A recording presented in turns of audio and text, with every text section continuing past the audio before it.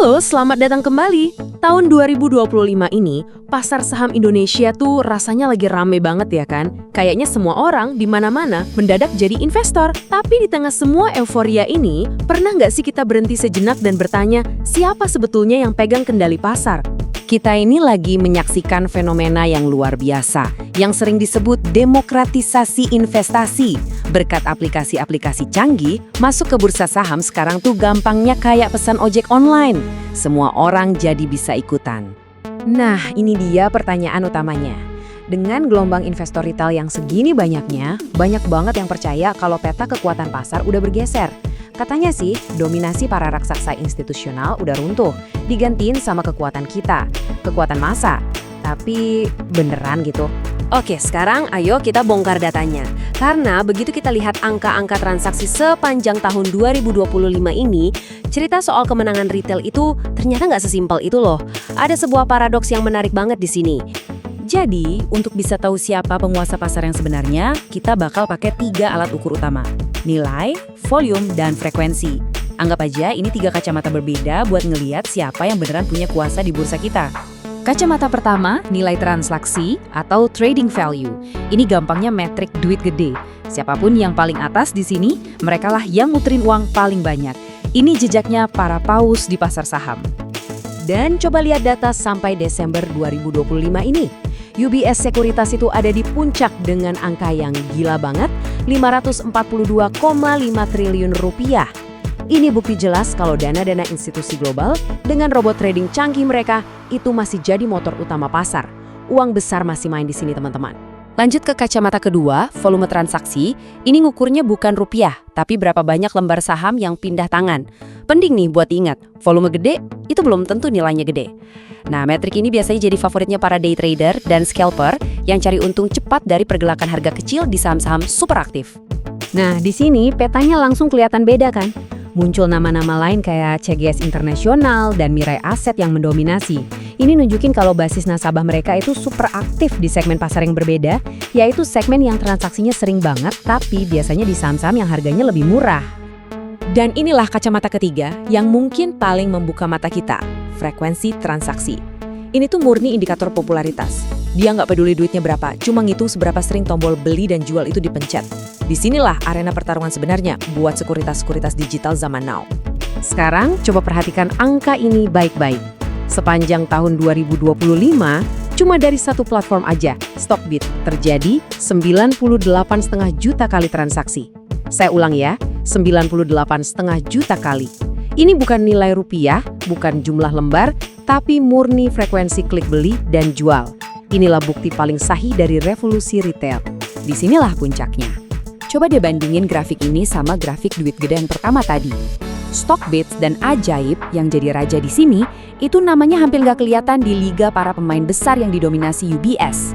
Jadi, poinnya adalah ada dua dunia yang sangat berbeda, yang sama-sama masif, tapi berjalan di dalam satu pasar yang sama.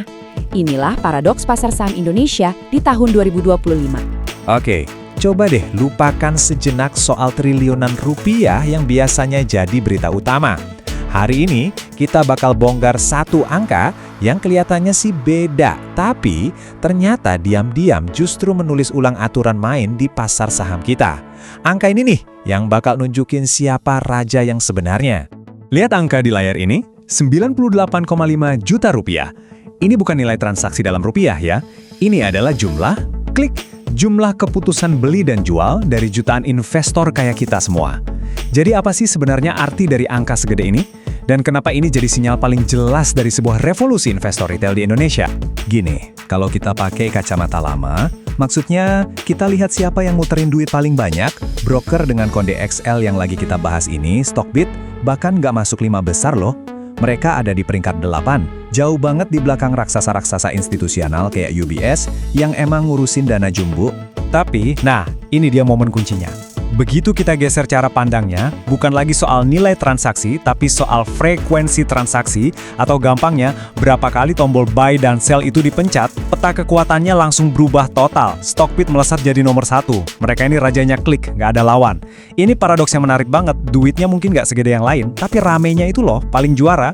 Jadi, apa sih formula rahasianya Stockbit?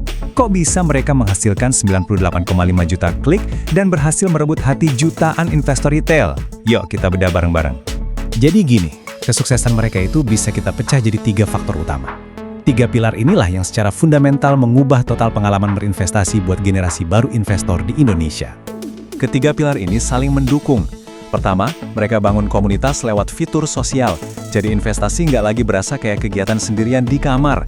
Kedua, mereka berhasil menyajikan data yang rumit jadi tampilan yang super gampang dimengerti, bikin analisis jadi lebih intuitif. Dan yang paling penting, mereka jamin eksekusi ordernya secepat kilat, apalagi di jam 9 pagi pas pasar baru buka. Itu krusial banget. Nah, ini intinya. Persis seperti yang tertulis di layar. Mereka sukses besar mengubah investasi yang dulunya dianggap aktivitas membosankan dan individual jadi sebuah pengalaman sosial. Kita bisa diskusi, bisa sharing analisis, bahkan bisa pamer cuan bareng-bareng. Inilah yang benar-benar jadi game changer-nya. Kita semua tahu ya, jutaan investor retail tuh transaksi setiap hari. Tapi, pernah kepikiran nggak? Siapa sih yang sebenarnya menggerakkan duit paling gede di bursa kita? Nah, di bahasan kali ini, kita akan bongkar kekuatan tersembunyi di balik layar pasar saham Indonesia. Oke, jadi langsung aja ke pertanyaan utamanya. Siapa sih yang sesungguhnya megang kendali? Apakah kita, para investor retail dengan jutaan klik kita setiap hari? Atau jangan-jangan ada pemain lain yang gerakannya lebih senyap, tapi kekuatannya jauh lebih besar? Dan disinilah paradoksnya kelihatan jelas banget. Data terbaru nunjukin gambaran yang kontras. Di satu sisi, ada Stockbit Sekuritas dengan 98,5 juta transaksi. Wow, itu kekuatan retail. Tapi di sisi lain, lihat deh, cuma satu broker, UBS Sekuritas, bisa muterin uang sampai 542,5 triliun. Frekuensi, lawan, nilai. Ini beneran dua dunia yang berbeda di dalam satu bursa yang sama. Ini yang ngebawa kita ke bagian pertama. Paradoks pasar saham kita. Bener banget, investasi sekarang jadi lebih gampang buat semua orang. Tapi, duit yang sesungguhnya, modal raksasa yang bisa gerakin pasar, ternyata ngalirnya di jalur yang sama sekali berbeda. Coba deh kita lihat lagi angka ini. 542,5 triliun rupiah. Dan ingat, ini nilai transaksi dari satu pemain utama aja, UBS Sekuritas. Ini skala kekuatan yang lagi kita omongin. Bukan lagi soal jutaan atau miliaran, tapi triliunan. Beda level. Jadi, siapa sebenarnya para paus ini? Dan ke broker mana sih mereka percaya buat nitipin modal segede itu? Yuk, kita kenalan sama pemain-pemain kunci di dunia para institusi ini. Nah, lihat nama-nama ini. UBS, Mandiri Sekuritas, JP Morgan. Mereka ini langganan juara di papan atas nilai transaksi. Tapi anehnya, kalau kalian cari mereka di daftar broker dengan frekuensi transaksi tertinggi, wah, mereka hampir nggak kelihatan. Inilah bukti adanya semacam pasar elit yang punya aturan mainnya sendiri. Sekarang kita masuk ke inti perbedaannya. Apa sih yang misahin dunianya institusi dari aplikasi retail yang kita pakai sehari-hari? Jawabannya ada di teknologi super canggih yang mereka gunakan. Mari kita lihat satu persatu perkakas mereka. Perkakas pertama namanya Direct Market Access atau DMA. Gampangnya gini, anggap aja ini tuh jalan tol pribadi VIP yang nyambung langsung ke mesinnya bursa. Sementara kita lewat jalan umum yang kadang macet, mereka ini bisa ngebut di jalur khusus. Tujuannya jelas, kecepatan dan efisiensi buat eksekusi order yang ukurannya raksasa. Selanjutnya ada perdagangan algoritmik. Lebih simpelnya, ini tuh kayak mereka punya robot super pinter yang trading secara otomatis. Tujuannya adalah buat ngilangin emosi manusia, memaksimalkan efisiensi, dan ngejalanin strategi trading yang mustahil banget dilakuin secara manual. Nah, salah satu algoritma yang paling sering dipakai itu namanya VWAP. Anggap aja ini kayak operasi senyap. Jadi ketika institusi mau beli, katakanlah 1 juta lembar saham, mereka nggak bakal langsung beli sekaligus. Wah, bisa-bisa harganya loncat. Sebaliknya, seperti yang kalian lihat, algoritma VWAP ini pinter banget. Dia mecah order raksasa itu jadi ribuan transaksi super kecil yang disebar sepanjang hari. Hasilnya, paus ini bisa masuk atau keluar pasar tanpa bikin riak sama sekali. Mulus. Tapi, teknologi canggih itu baru satu bagian cerita loh. Pertanyaannya, kenapa sih institusi-institusi raksasa ini nggak pindah aja ke aplikasi digital yang kelihatannya lebih modern dan praktis? Jawabannya, karena kebutuhan mereka itu jauh melampaui sekedar tampilan antarmuka yang keren. Pilar pertama loyalitas mereka adalah layanan kustodian. Ini bukan sekedar tempat nyimpen saham ya. Ini adalah sebuah sistem super rumit buat nyelesain transaksi lintas negara, ngamanin aset triliunan rupiah, dan terintegrasi langsung dengan sistem perbankan global. Ini fondasi keamanan yang mutlak buat mereka. Pilar kedua, riset eksklusif. Mereka ini nggak baca laporan yang bisa diakses publik. Mereka bayar mahal untuk bisa ngobrol langsung sama analis-analis senior dan dapat laporan yang dibikin khusus buat ngebantu keputusan investasi triliunan mereka. Inilah yang disebut keunggulan informasi. Dan pilar terakhir yang paling krusial, GRC, tata kelola, risiko, dan kepatuhan. Anggap aja broker institusional ini kayak benteng pertahanan. Mereka diaudit pakai standar internasional yang super ketat, punya keamanan siber berlapis, dan kerangka hukum yang kokoh. Kenapa? Karena mereka ngelola uang pensiun atau uang publik. Jadi ini adalah hal yang nggak bisa ditawar sama sekali. Sebuah jebakan psikologis yang seringkali nggak disadari oleh banyak investor. Kita akan bongkar ini pakai data yang menarik banget dari Bursa Efek Indonesia. Nah, ada satu metrik di antara ketiganya yang ternyata bisa sangat-sangat menipu kalau kita nggak hati-hati. Mari kita gali lebih dalam. Dikatakan di sini, kalau volume transaksi itu seringkali menipu. Menipu gimana maksudnya? Rahasia apa sih yang sebenarnya ada di balik angka volume yang kelihatan besar itu? Apa yang nggak kelihatan di permukaan? Jawabannya membawa kita ke salah satu sudut pasar yang sangat spesifik. Tempat di mana angka-angka volume raksasa yang kita lihat tadi itu sebenarnya berasal. Ternyata, teman-teman, jumlah lembar saham yang ditransaksikan dalam jumlah masif itu nggak selalu berarti nilai uang yang terlibat juga masif. Dan disinilah letak kuncinya. Kita lagi ngomongin soal yang namanya penny stocks, atau kalau di sini sering disebut saham lapis 3. Ya, saham-saham receh yang sering jadi favorit untuk ditransaksikan dalam waktu singkat. Ini adalah saham-saham yang harganya, ya ampun, murah banget. Makanya dengan modal yang relatif kecil, seorang trader bisa dengan mudah beli dan jual jutaan lembar saham. Kelihatannya wah banget kan? Dan disinilah kita masuk ke inti permasalahannya. Ini bukan lagi soal hitung-hitungan finansial semata, tapi udah masuk ke ranah psikologi. Kenapa sih saham-saham murah ini begitu populer? Coba deh kita berandai-andai. Anda punya dua pilihan. Skenario A, Anda punya 1 juta lembar saham. Skenario B, Anda cuma punya 10 lembar. Nilai total investasinya sama persis loh, 50 juta rupiah. Tapi coba jujur deh, mana yang terasa lebih memuaskan untuk dimiliki? Nah, rasa puas, itulah yang disebut bias kognitif. Ada kepuasan psikologis yang kuat saat kita bisa bilang, saya punya 1 juta lembar saham. Walaupun nilai totalnya sama dengan orang yang cuma punya beberapa lembar saham mahal. Rasanya itu lebih hebat kan? Jadi, poin krusialnya adalah perasaan inilah yang mendorong volume transaksi yang luar biasa besar di saham-saham murah. Hal ini bisa bikin saham-saham itu kelihatan jauh lebih signifikan dan aktif daripada kondisi sebenarnya kalau diukur dari nilai uang yang berputar. Oke, jadi setelah kita tahu semua ini, apa pelajaran utama yang bisa kita ambil? Apa yang bisa kita bawa pulang dari penelusuran kita kali ini? Intinya adalah, kita harus lebih sadar. Kita harus ingat bahwa volume yang tinggi itu belum tentu berarti nilainya juga tinggi. Kita perlu waspada sama godaan psikologis untuk punya banyak saham murah. Dan yang terpenting, fokus kita harusnya selalu pada nilai fundamental perusahaannya, bukan cuma tergiur dengan jumlah lembar saham yang bisa kita miliki. Kepikiran gak sih apa ya gebrakan besar selanjutnya di dunia keuangan?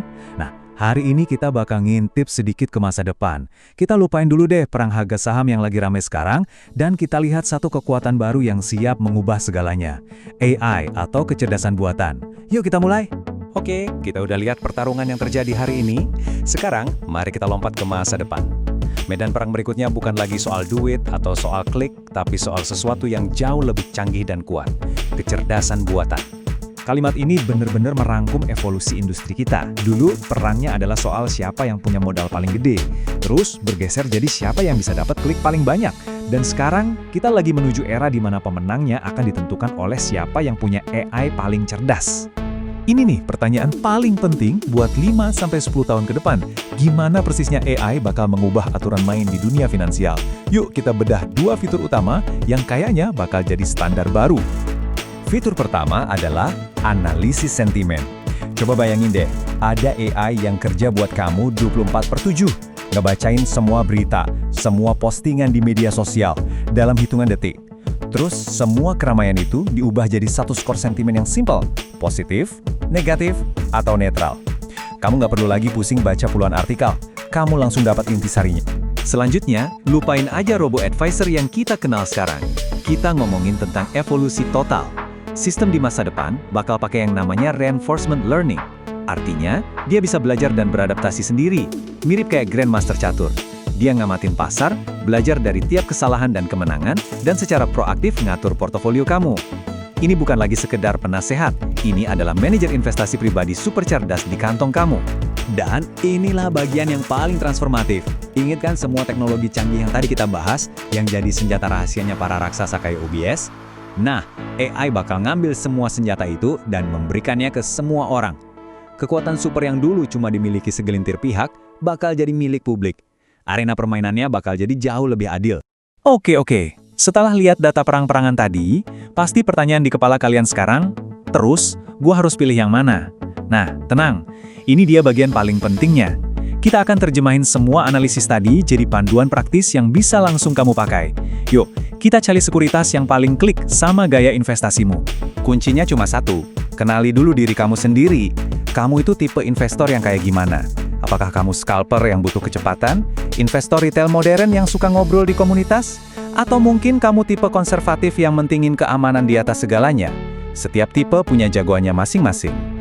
Oke, pertama, kalau kamu seorang scalper atau day trader yang hidup matinya bergantung pada kecepatan, di mana tiap detik, bahkan milidetik itu berharga banget, kamu butuh platform yang super stabil. Nah, Mirai Asset dan Sukor ini jawabannya. Aplikasi mereka udah terbukti tahan banting. Nggak ada ceritanya nge-lag atau crash pas pasar lagi genting-gentingnya. Beda lagi kalau kamu adalah investor retail modern. Buat kamu, investasi itu bukan cuma soal cuan, tapi juga soal belajar bareng dan jadi bagian dari komunitas. Kalau gitu, Stockbit dan Ajaib itu dirancang khusus buat kamu. Fitur sosialnya kuat, tampilannya intuitif, dan yang paling penting, mereka bikin investasi saham jadi nggak kelihatan serem lagi. Sekarang buat kamu yang konservatif, prioritas utamamu adalah keamanan, reputasi, dan pengen bisa tidur nyenyak. Pilihan paling bijak ya sekuritas yang ada di bawah naungan bank-bank besar. Mandiri Sekuritas, BCA Sekuritas, atau BNI Sekuritas. Ada jaminan nama besar di belakangnya gitu loh. Terakhir, untuk si all-rounder. Kamu ini tipe yang malas ribet, pengennya semua produk investasi, saham, reksadana, ETF, obligasi ada dalam satu aplikasi. Kalau gitu, Indo Premier atau iPod jawabannya. Mereka ini bisa dibilang supermarket investasi pertama di Indonesia. Pilihannya lengkap banget, jadi nggak perlu gonta-ganti aplikasi. Jadi, apa kesimpulannya? Medan perang bursa ini sebenarnya bukan soal siapa yang lebih baik atau lebih buruk. Ini tentang bagaimana setiap sekuritas berhasil menemukan ceruk pasarnya sendiri dan melayani profil investor yang berbeda-beda dengan sangat baik. Intinya gini, pasar saham yang sehat itu butuh dua-duanya. Kita butuh para paus institusi dengan dana raksasanya untuk menjaga stabilitas dan likuiditas. Tapi di saat yang sama, kita juga butuh semangat dan antusiasme dari jutaan ikan teri retail untuk membuat pasar terus bergerak, dinamis, dan tumbuh. Keduanya saling melengkapi. Nah, sekarang bolanya ada di tangan kalian. Setelah melihat semua ini, coba deh, sekarang jujur sama diri sendiri. Gue ini investor tipe apa ya? Karena langkah pertama untuk memilih sekuritas yang tepat bukanlah melihat mana yang paling populer, tapi memahami diri sendiri terlebih dahulu. Oke, sekian dulu pembahasan kita kali ini. Terima kasih sudah menyimak, sampai jumpa!